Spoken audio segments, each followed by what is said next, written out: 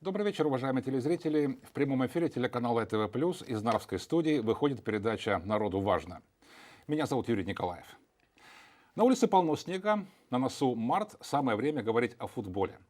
На этой неделе в Эстонии начинается большой футбол, стартуют игры нового сезона премиум-лиги. Идет усиленная подготовка, клубы Ида-Вирума набирают легионеров. Минувший сезон идавирусские клубы закончили средненько. Силаmäeski Kalev на 5-м месте, Нарва Транс на 8-м, сзади 3-е. А что могут болельщики ожидать в этом новом сезоне, который вот-вот начнется на этой неделе? Смогут ли местные клубы вырваться в лидеры? Что необходимо для развития футбола Ида-Вирума? Как привлечь болельщиков на полупустые трибуны? И детский футбол – это все-таки кузница кадров или просто выполнение требований, которые сверху спущены клубам высшей лиги? Эти и другие вопросы будем сегодня обсуждать на передаче «Народу важно» с помощью наших гостей. Это президент клуба «Нарва Транс» Николай Бурдаков. Добрый вечер. Добрый вечер. Руководитель клуба «Нарва Юнайтед» Александр Дмитриев. Добрый вечер. Добрый вечер. И второй ведущий Сергей Степанов. Добрый вечер. И тема у нас интересная, так что присылайте свои вопросы и комментарии на адрес электронной почты narva.tv@err.ee, а также оставляйте комментарии в Фейсбуке под нашим анонсом на странице ТВ+. И не забывайте про Твиттер, хэштег «Народу важно». Итак, о футболе. Перед тем, как будем смотреть наш сюжет, у меня очень короткий вопрос, надеюсь на короткий ответ. Каково, на ваш взгляд, состояние футбола в Ида-Вирума и в Нарве конкретно, как в самом крупном городе Ида-Вирума? Кто начнет? Николай Бурдаков. Могу я. Если говорить в целом о футболе, не о результатах каких-то, а в целом о футболе, то я считаю, что в Ида-Вирума все-таки футбол есть, живет. Достаточно много занимается детей в клубах. И команда Нарвы представлена в премиум-лиге, потому что из остальных видов спорта, игровых я имею в виду, если исключить хоккей, в который играют 3 команды, других команд высших лиг эстонских чемпионатов нет. Поэтому, значит на мой так, взгляд, замечательно, футбол средненько, плохо. Нет, я бы сказал средне. Средненько. Да. Александр Дмитриев, вы как считаете? Ну, я, наверное, соглашусь, да. То есть нельзя сказать, что хорошо, нельзя сказать, что плохо. Достаточно много команд, достаточно много футболистов. То есть, ну, а результаты, к сожалению, да, не самые хорошие. Вот. Сергей Степанов, средненько, да, у нас футбол? Средненько, да. Я соглашусь с гостями. Хорошо, давайте посмотрим наш сюжет немножко о прошлом, но больше о буднях футбола в Ида-Вирума и в Нарве.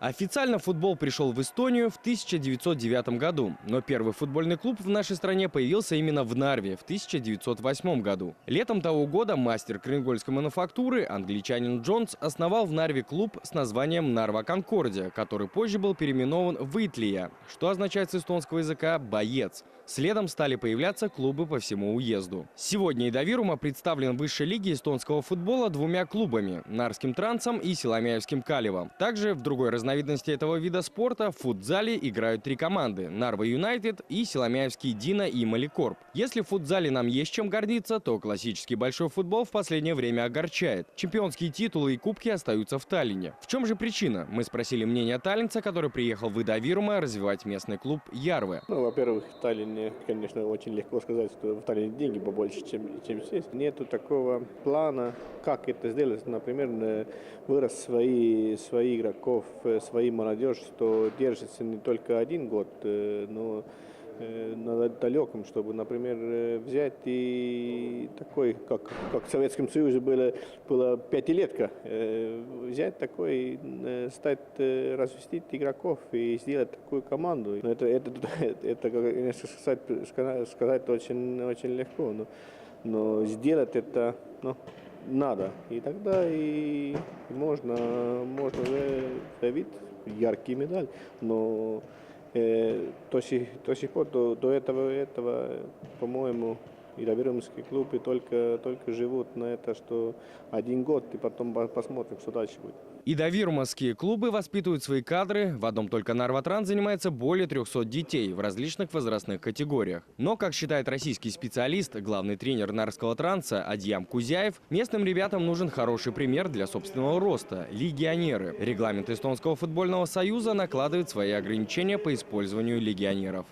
В принципе, для небольшого такого государства чемпионат 10 команд – это вполне нормально. И в чемпионате большинство ребят местных играет. Единственное, болевая, как можно сказать, как любого, наверное, тренера, как и это в любом чемпионате, и, в России, везде, хотелось бы чуть-чуть побольше легионеров. Как лимит легионеров, он все-таки немножко сдерживает. Когда будет побольше ребят с мастерством, и эстонские ребята будут тянуться и мастерства, поэтому и чемпионат еще сильнее станет.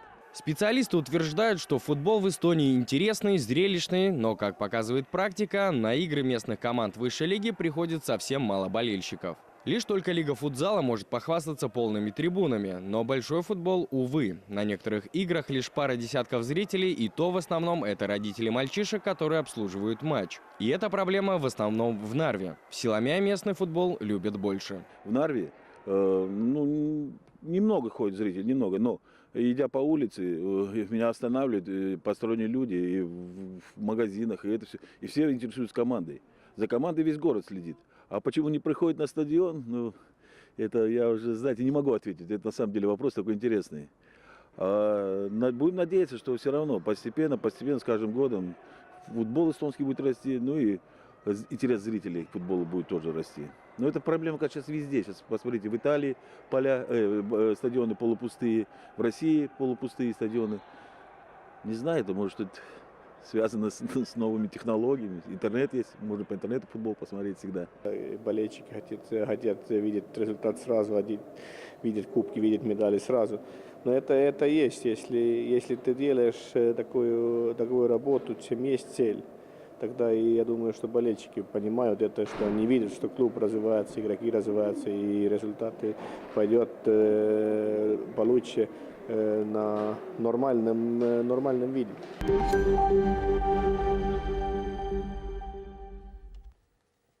Сразу несколько вопросов прозвучало в этом сюжете, ну, вопросов, проблем, так сказать. Отсутствие денег, отсутствие зрителей, отсутствие долгосрочного плана развития клубов и нет денег. Что, на ваш взгляд, самое важное? На что нужно в первую очередь обратить внимание в развитии футбола в Нарве и Видавирума? Вот из этих 4 проблем. Ну, если я начну говорить вот о чем. Ну, если на протяжении, наверное, 15 лет наша команда была в лидерах эстонского чемпионата, и последних 4 сезона мы занимаем не те места, к которым привыкли зрители, привыкли все остальные люди, которые интересуются футболом.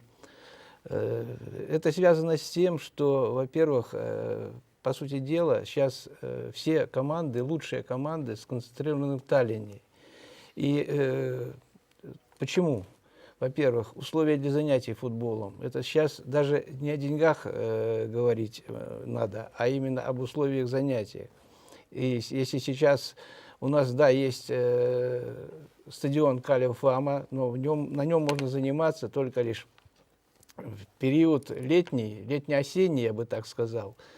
Зимой детям заниматься там просто невозможно. И для того, чтобы учить детей футболу, нужны условия, а не школьные залы. И как можно заниматься, там прозвучало 300 детей, правда, у нас их чуть меньше, но все равно очень много.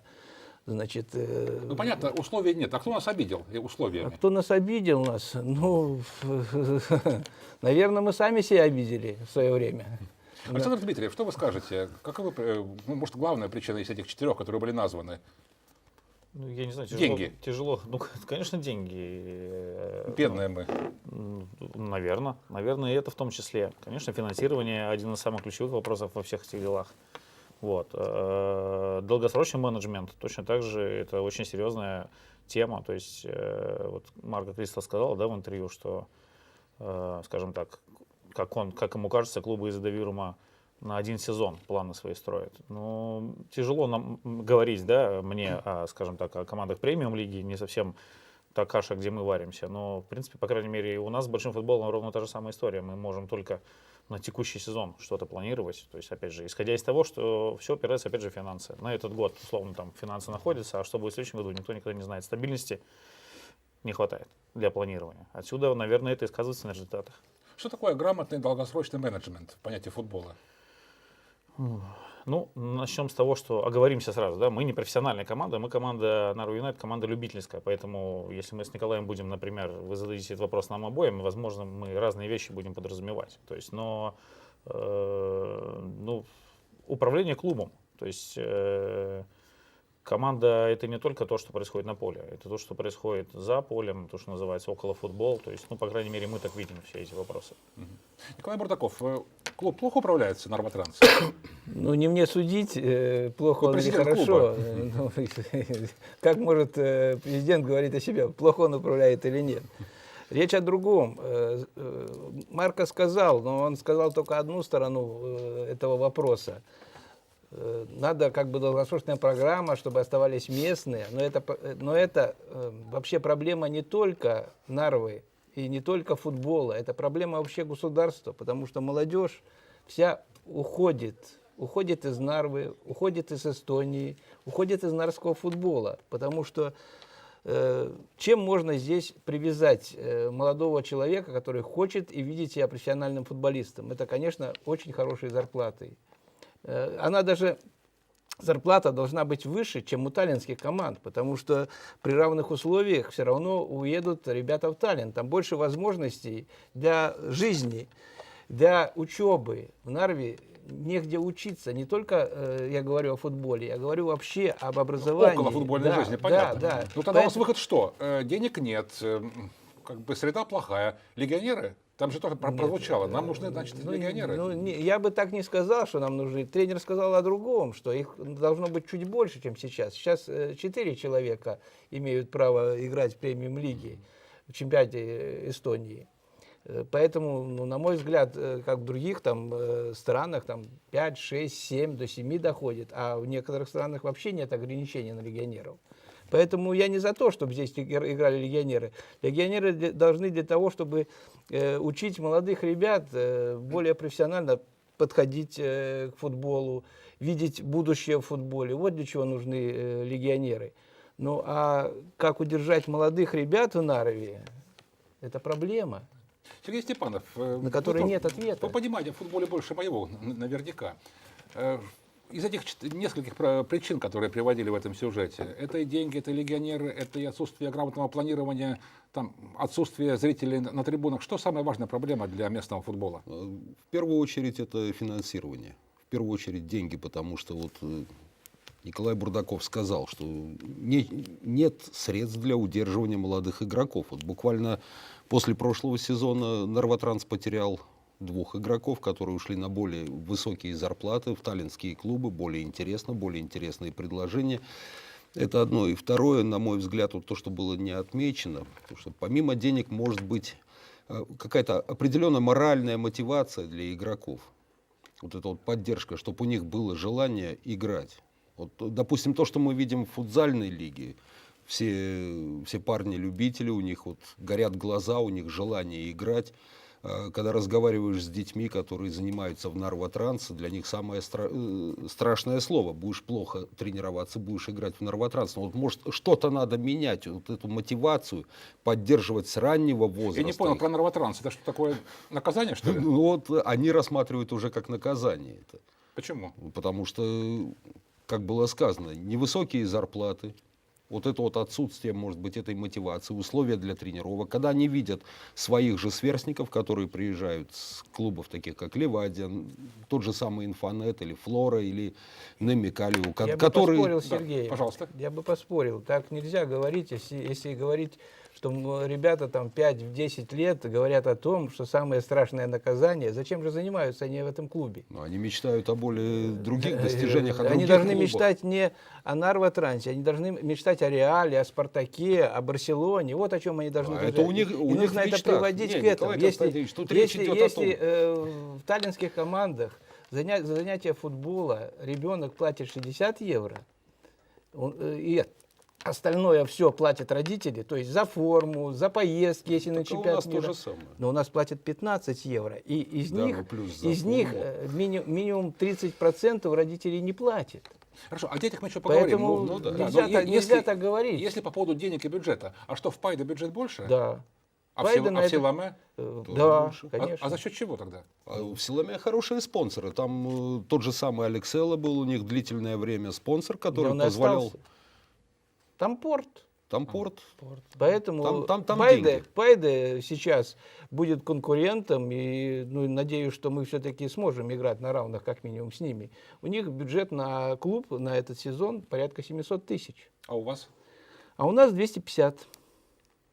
Разница ощутимая. У Инфанета тоже примерно такой же бюджет. Инфанет еще выше. 700-800 тысяч. Во Флоре 2 миллиона.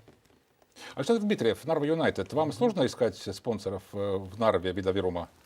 Ну, конечно, тем более Но они есть? любительской команде тем более сложно искать спонсоров, но у нас есть маломайские, мы находим помощь нам, скажем так, наш локомотив нашего клуба, это наша футзальная команда, о которой был сюжет, о которой вы говорили, потому что мы самая посещаемая команда Эстонии футзальная, на нас ходит народ, нас знают, и условно потенциальным спонсором этот факт налицо. То есть что нужно спонсору? Спонсору нужна посещаемость, зрители, глаза, инфополе о команде и так далее, упоминание команды. То есть те спонсоры, с которыми мы работаем, это все им интересно. То есть есть среди них и нарские фирмы, которые, например, просто решили для себя, что им надо помогать там, спорту в Нарве, выбрали там хоккей, футбол и помогают. Это небольшие деньги, но даже этому мы благодарны, и без этого мы бы совсем бы не существовали. А может быть, тогда Нарватрансу тоже создать футзальный клуб? Почему Для нет? Мы за подтягивания конкуренцию спонсоров. везде. Те спонсоры, которые оказывают Это разные помощь, деньги. это абсолютно несоизмеримые вещи. То, что касается большого футбола. И у нас есть тоже спонсоры. У нас один из спонсоров это ФАМА, значит, которая нас поддерживает вот 3-й год. Но в Нарве найти спонсоров очень и очень трудно. У нашего клуба спонсоры это есть из Сталина, фирмы, с которыми мы сотрудничаем, из Эстонии, но из Нарвы это проблема. Вот я могу поблагодарить Олега Углова за то, что он откликнулся на наше предложение о сотрудничестве, и он видит, что те деньги, которые выделяет ФАМА, идут именно на развитие футбола нарвского. Но Александр сказал, что спонсору интересна публика, что, то есть, чем больше зрителей, тем лучше. Почему?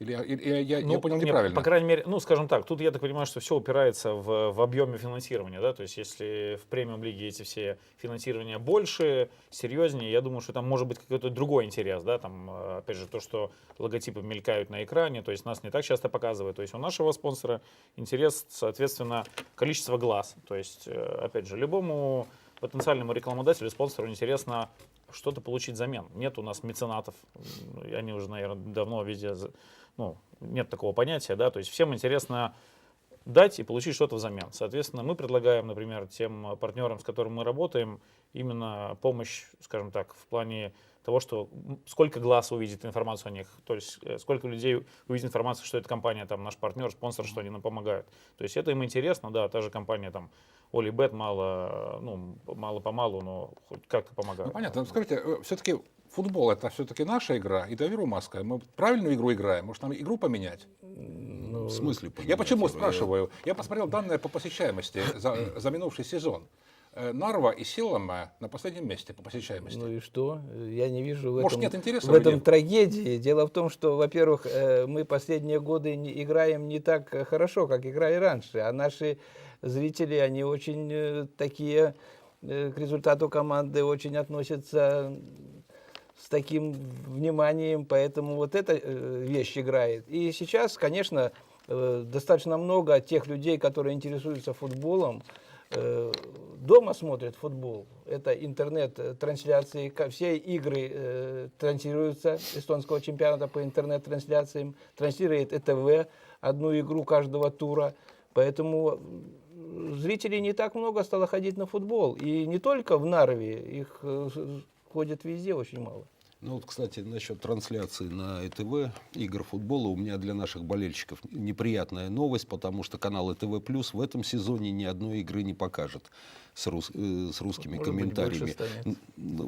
Ну, посмотрим. Но, кстати, вот насчет посещаемости есть один интересный вопрос. Всегда действует еще такой фактор, как погода. Никто под дождем, под снегом Да. не пойдет смотреть игру. И вопрос такой, вот появится ли наконец-то навес на Фама Калев в Ну, этом я сезоне? должен обрадовать вообще нарских зрителей, что навес на одной из трибун, на полную трибуну в этом сезоне появится. И здесь надо поблагодарить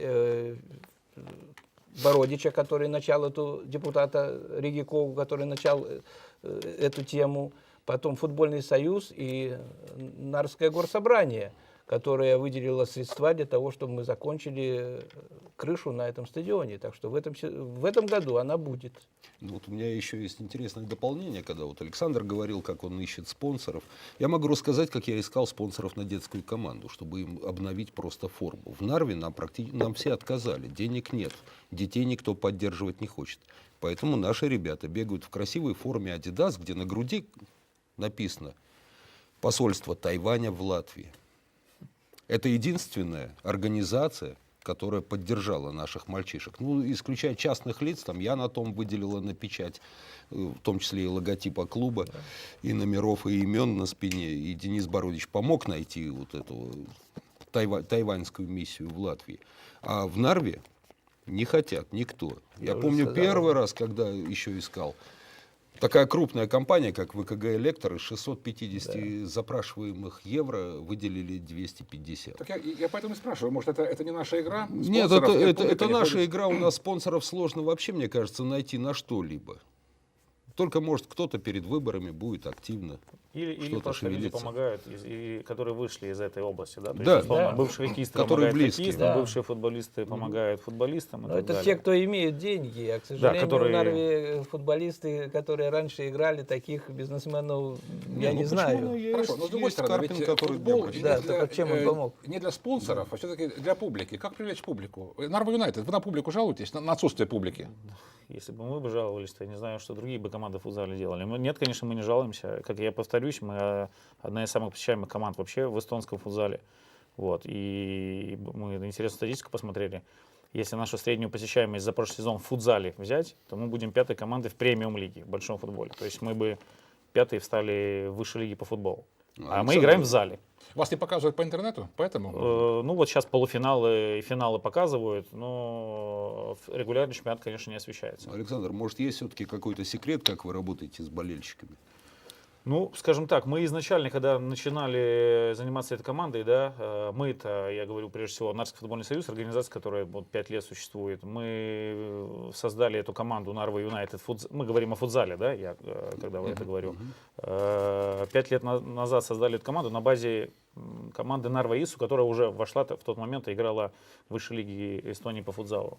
И мы первым же шагом, который, решили, с которого будем начинать, это именно привлечение болельщиков на трибуны. То есть массовая там информация, распространение афиш, привлечение соцмедиа. Ну, такой достаточно новый продукт на тот момент был. Сейчас без этого, я так понимаю, что никто уже не мыслит никакого инфополя. Вот. И, то есть, на самом деле, это две разные работы. Одна работа, это работа, я уже немножко говорил, повторю, это работа на поле, да, подготовка команды, а другая работа, это вот около футбол. То есть, работа с болельщиками, привлечение их, что делать, чтобы они приходили. То есть, мы организуем конкурс в перерыве. То есть, в этом году, например, порядка 40-50 человек при посещаемости нашей там, от 200 до 300 человек средней за матч. Порядка 50 человек, 40-50 добавилось людей, которым вообще, в принципе, футбол вообще не интересен. Ни футбол, ни футзал. Но они начали ходить, потому что их знакомые ходят, говорят, что им нравится, дети прыгают. Они участвуют в конкурсе, смотрят смешной конкурс, где можно выиграть 50 евро на каждой игре. Один пришел, второй пришел, ой, а интересно, ой, а весело, ой, кто-то еще из их друзей попал в конкурс. И пошло-поехало. То есть, в принципе, это другая работа. Это не футбольная работа, а именно работа по привлечению болельщиков. Скажите, а если бы вы играли бы на улице, к вам также ходили бы?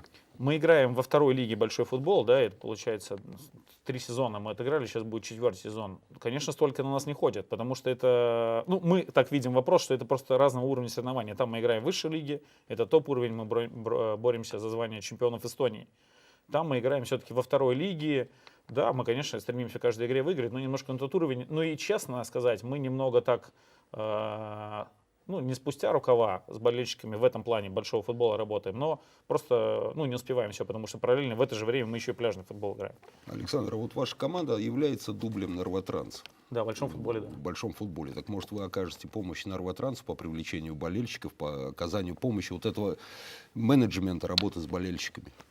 Почему нет? Мы готовы. Единственное, я сразу оговорюсь, как это все выглядит. Так как мы любительская команда, то это все это, грубо говоря, на наших руках, плечах и висит. То есть, условно, мы свое свободное время занимаем вот этими делами, да, то есть своей командой. То есть, условно, я после работы там занимаюсь какими-то вещами, там Олег, Андрей чем-то занимаются.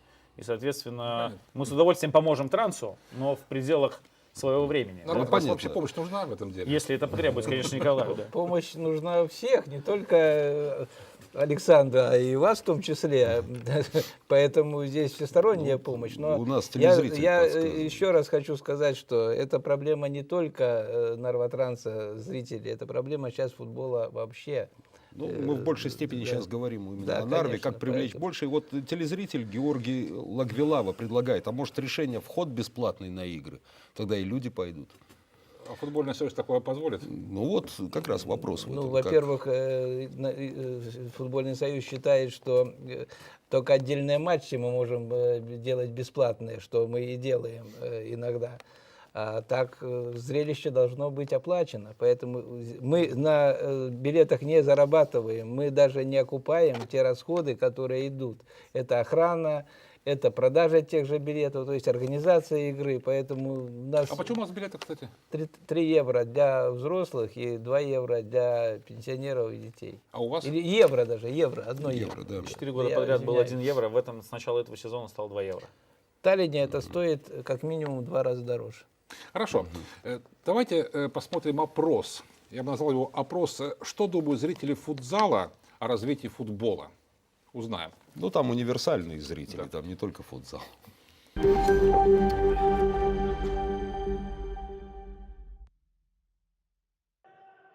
Как вы оцениваете состояние эстонского футбола? Ну, в целом, в принципе, неплохое для нашей страны. Но хотелось бы, конечно, интереснее и лучше. Когда смотришь на другие страны или по телевизору футбол, ну, ощущаешь другие эмоции.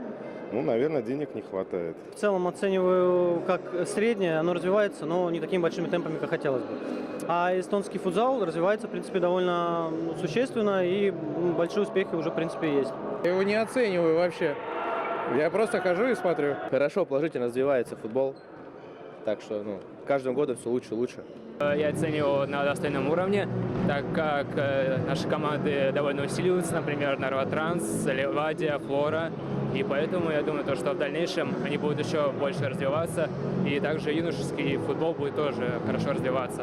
Если брать в общем, конечно, не на самом высоком уровне, но если брать все-таки футзальный, то все-таки развивается. В Нарве мини-футбол, я считаю, популярен.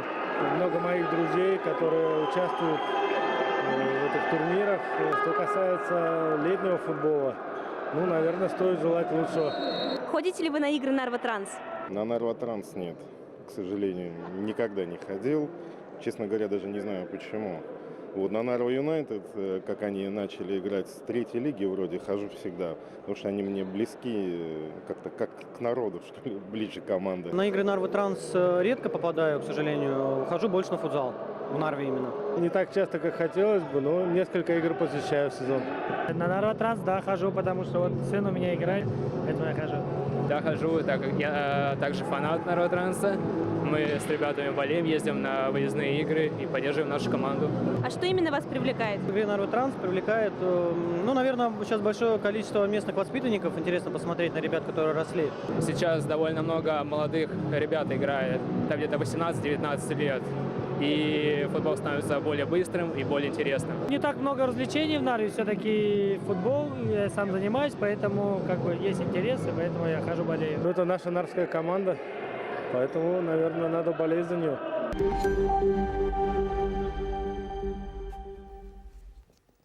Вот такое мнение зрителей. У меня возник вопрос во время этого опроса.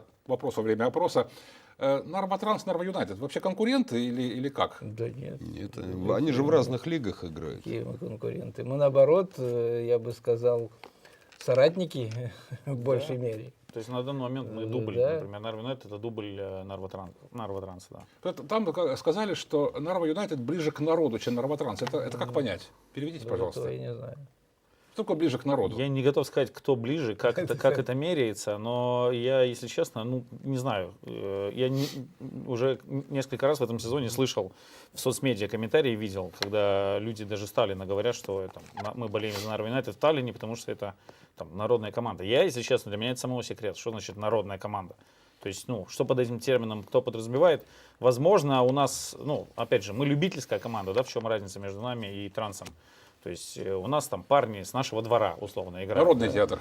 Ну да. Парни с нашего двора бьются там за идею и так далее. То есть там профессиональная команда, конечно, немножко разные отрасли, но не знаю, как-то мнение это формируется. Надо у зрителей спрашивать на основании. Нарва Транс тоже играют парни с нашего двора. Да, Тот же как самый стать Ири, парнями который с стал нашего нашим двора. Это же парнем. интересно. Это Или хороший теперь с вопрос. нашего двора, да. Сколько у вас играет нарвских парней с нарвских дворов?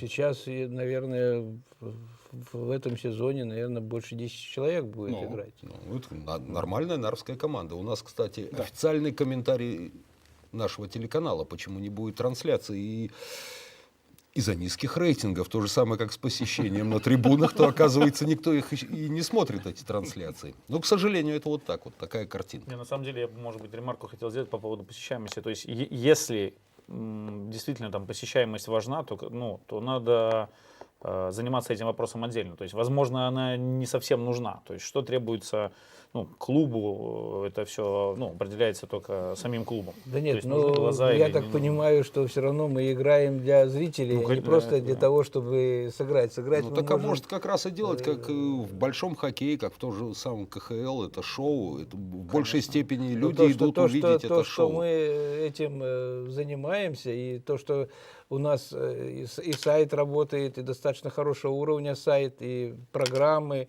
и реклама по ФАМе, центре по внутреннему телевидению, как бы люди знают, а почему не ходят? Во-первых, вот мы играем 11 числа, 11 марта, В снегу.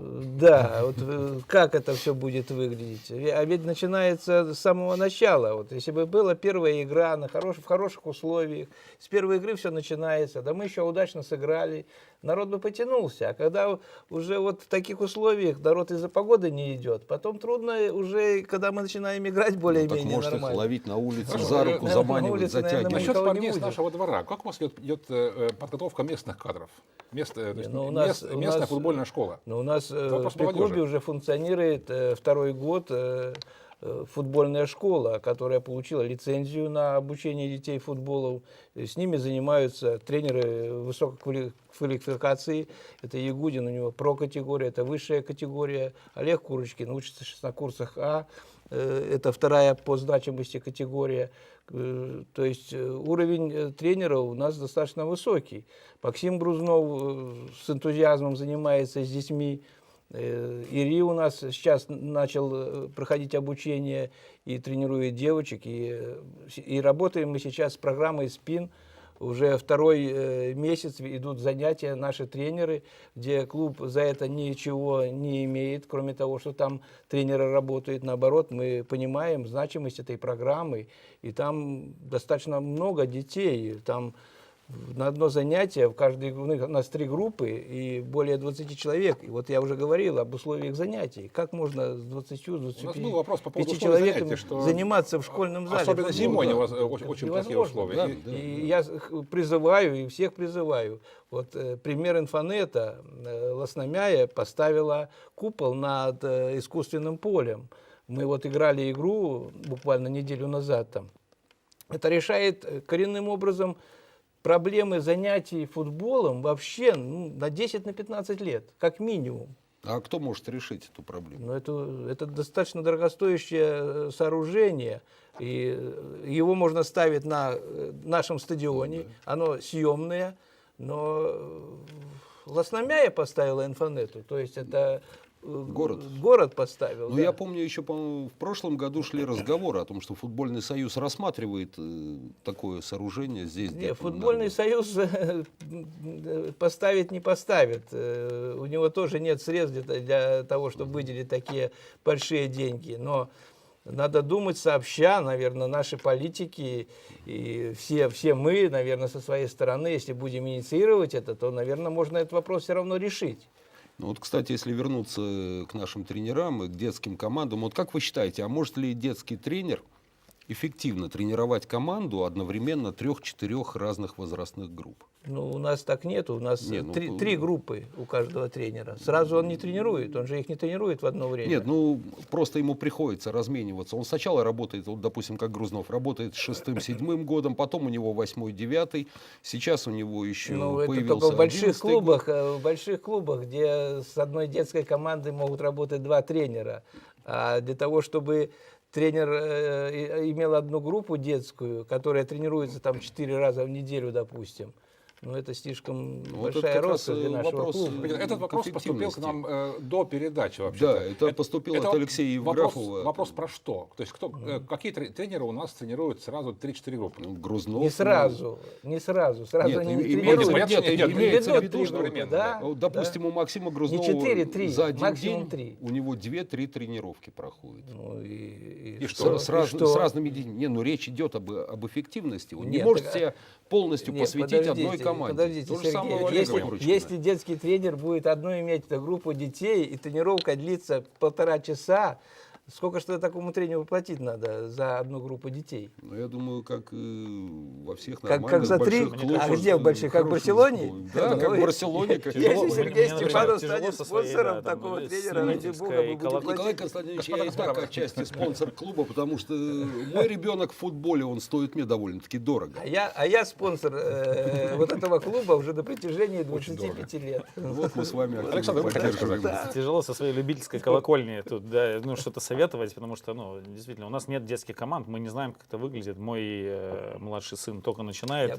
шаги свои в футболе, да, но мне кажется, что, ну, я не вижу каких-то проблем, если тренер там несколько возрастов, но я не знаю, правда, где потолок, 2 или 3, или сколько надо. Просто вопрос системы. Если там система, и работает ли она, да, то есть если он как-то постепенно ведут, они передают друг другу, то есть как это принято условно в академиях, да, или ну, в других странах, или в нашей даже, смотря на кого ориентироваться, то есть тут колесо, главное не изобретать и все. Вот. Вопрос, который тоже поступил до передачи, я должен его озвучить. Насчет формы. Почему вы не хотите детским командам форму покупать? Почему родители сами должны его покупать? Ну, потому что, во-первых, не только мы. Это в эстонском футболе у всех клубов так, если говорить о форме, которую хотят они иметь, именно которую хотят. А для того, чтобы обеспечить все детские команды, которых у нас 6 детских, которые играют в чемпионате, обеспечить их транспортом, обеспечить зарплату тренеров и все остальное, ну, наверное, тогда вы должны стать членами нашего клуба и быть активными спонсорами нашего клуба. Мы тогда купим. Немножко некорректно, может быть, поставлен тот вопрос. Вот у меня тоже перед глазами речь идет не о том, чтобы клуб закупал эту форму, но действовать, как, допустим, действует тот же самый Немикалию, Инфонет. Вот у меня 2 внучатых племянника, один тренируется в Немикалию, другой в Инфонете, и клуб им предоставляет форму, они ее покупают, но эта форма идентична команде премьер-лиги. В этом нет проблемы. Погодите, мы сейчас говорим о том, мы хотим того, чтобы наши клубы и Давир Умаски Нарва там силами хорошо сыграли в сезоне. Причем тут форма детей? Мы говорим о детском футболе. Наши дети в разномастной форме выходят, представляют клуб Нарва Транс. Они абсолютно не похожи на команду премьер-лиги. И вот наши малыши вчера играли с Ливадией. Ливадия была в форме Ливадия, а наши Сергей, вот Тайпей Мишель. Я уже сказал, если в Таллине родители только за занятия детей платят 60 евро, ту форму, которую имеет взрослая команда, это форма Nike, которая достаточно дорогая форма. И я с удовольствием сделаю скидки. У нас очень хорошие отношения, что мы купили форму для детей именно такую, какой. В этом проблемы нет. Но собрать деньги на эту форму, и где взять деньги, чтобы купить? Ну, в прошлом году мы собрали на 2 комплекта формы, это обошлось в круглую сумму. Вот Ну, я о чем как и бы не говорю, было что- проблем, но, может быть, клубу стоит выступить с этой Конечно. инициативой, чтобы дети были в Так а одинаковой тренеры все форме. знают об Ну, этом. не знаю, тренеры молчат, и как бы Мне мы кажется, сами это И ищем. наоборот, того же наоборот, поля я ягода, заинтересован как и в этом. финансирование чтобы- Так команд. давайте То есть, проверим если- это. Так давайте начнем с Хорошо, Я сделаю гости, предложение, наше сколько это потихоньку будет подходит к стоить. концу. Да. Если вот Да. как бы попытаться ее подытожить, я понял, что чего у нас только нет. Денег нет, условий нет, формы нет, там что-то еще нет. Нам с чего начать, чтобы наши клубы начали занимать верхние строчки? Я думаю, начинать громче говорить об этом, чтобы и спонсоры об этом слышали, и тот же самый город об этом наконец-то услышал, Город тоже и так обратил платит. внимание. Город помогает. Город помогает, но город помогает на поддерживание той ситуации, которая есть Да, на данный момент, да. но не на развитие этой Согласен, ситуации. абсолютно верно. И как бы начинать об этом, смотреть больше. Лыжи здорово, но нужен еще и футбол, который более То есть зрелищный. городская поддержка футболу. Да, обязательно. Кроме этого, что еще? Ну, во-первых, нужно больше людей, которые бы были заинтересованы, чтобы в Нарве футбол развивался. Хотя он живет, я сказал, как бы там ни было, но из игровых спортов, из игровых видов, ведь футбол только остался в Нарве. Ну. И если 2 школы спортивных, которых содержит город, где все есть, по сути дела, а где команды, которые играют в высших лигах, где они? Вы мне покажите их. Хоккей, 3 команды. Да, и баскетбол тоже. А баскетбол какой уровень? Уже все, пропал. Вы как любитель, что посоветуете? Кроме городской поддержки и поиска новых команд? Ну, сложный вопрос, я говорю, немножко не наша сфера, да, то есть про весь футбол говорить мы как любители нам немного сложно, но город на самом деле поддерживает, насколько я знаю, и Транс, и нас поддерживает, ну, там, всегда каждому хочется, чтобы мы еще больше давали, я не спорю, но глобально это все один и тот же вопрос, опять же, финансирование большое, а вот альнинских команд здесь нету каких-то таких, как это называется, основополагающих спонсоров, наверное, больших компаний. То есть вы посмотрите, какие фирмы спонсируют команды таллинские, там, да, то есть большие бренды. Кто спонсирует команды здесь? Я не понял. Значит, к тем командам интерес есть, к этим нет. Интерес, опять же, я так предполагаю, ну, не хочу называть, да, конкретные марки, которые написаны на груди, но я так предполагаю, что, допустим, там, мобильного оператора интересует количество голов, я имею в виду, что подушек, сколько человек ходит на эту команду, там, посещаемость этой команды. То есть оно возвращается к этому. То есть мы опять как она медийно, замкнулись. Я думаю, что так и есть, Ну и, конечно. скажем, на мой взгляд, там еще действует такой инструмент лоббирования. Вот. Лоббирование тоже наверняка есть. Хорошо. Уважаемые зрители, спасибо, что посмотрели передачу про футбол и ходите на футбол, и тогда этот круг завертится, начнется с посещения и закончится большими деньгами для наших футбольных клубов. Посмотрим, как они выступят. Через неделю в этой студии мы будем говорить уже на другую тему. Пройдет около года с того времени, как прошлое правительство начало нам помогать и Доверума выживать, и 100 дней нового правительства, которое тоже помогает нам выживать и хорошо себя чувствовать. Как прошли этот год и как прошли 100 дней через неделю в этой студии. Спасибо за внимание. Я